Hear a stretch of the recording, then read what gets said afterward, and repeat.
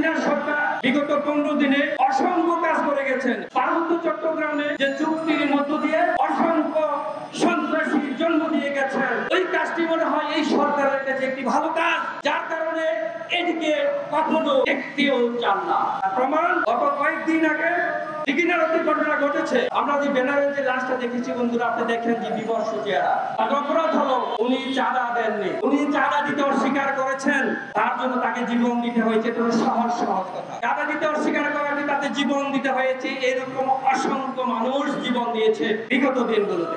আমাদের উপদেষ্টা মণ্ডলী সেখানে দেখতে গিয়েছেন, আমরা আশান্বিত হয়েছি। সেখান থেকে উপদেষ্টা মণ্ডলী কি দেখেছেন আর কি নিয়ে এসেছেন, সেখানে সন্ত্রাসীরা তাদের অবরোধ উঠু করেন নাই, তাদেরকে দেখিয়ে দিয়েছেন। আমরা তো উপদেষ্টা চাই না, আমরা তো সান্ত্বনা চাই না, আমরা একটা জিনিস চাই, বাঙালিরা পার্বত্য চট্টগ্রাম থেকে চলে যাও।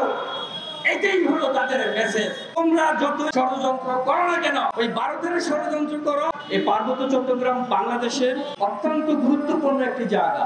সেই জায়গাটাকে নিয়ে ভারত দীর্ঘদিন ধরে যে ষড়যন্ত্র করছে, ষড়যন্ত্রটা হলো বাংলাদেশকে শাসন এবং শোষণের যে চেষ্টা।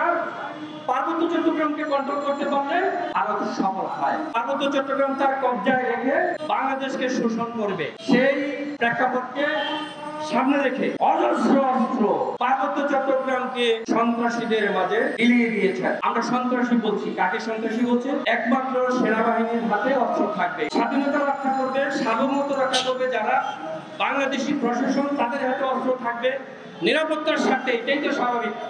কিন্তু আমরা দেখছি কি, আমরা দেখছি উগ্র জঙ্গিবাদী যারা পার্বত্য চট্টগ্রামকে বাংলাদেশ থেকে আলাদা করতে চায়। এই কথা বুঝতে আমাদের কেন অসুবিধা হচ্ছে?